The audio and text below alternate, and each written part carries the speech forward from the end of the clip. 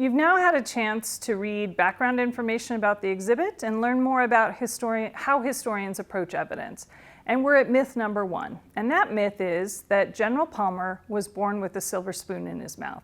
Now that is a cliche or a metaphor, meaning he was born into a wealthy and powerful family. So now that you've had a chance to look at the evidence, what are your conclusions? Was Palmer born with a silver spoon in his mouth? So if you've looked at census data, you've looked at photographs, and you've looked at a transcript of a letter. Based on those pieces of evidence and many, many more in our collection, we came to the conclusion that no, General Palmer was not born with a silver spoon in his mouth, meaning he wasn't born into a wealthy and powerful family.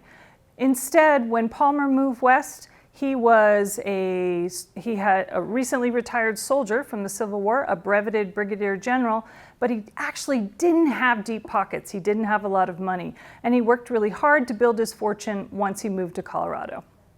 One of the strengths of this exhibit and our approach to always learning more about our community's past is that we use lots of different types of evidence. So when we are looking at myth number 1, we use archaeological materials, we use manuscript materials, and photographs.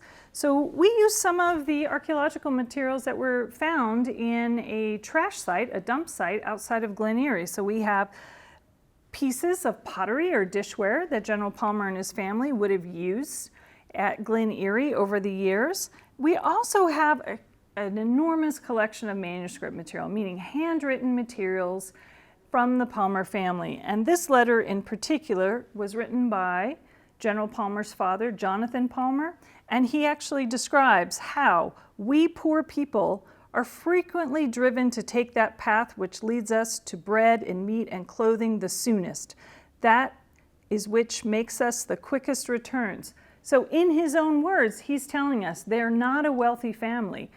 Through other documents in our collection, we know that General Palmer's father declared bankruptcy at least 3 times. He really struggled in business, and things were never easy for the family.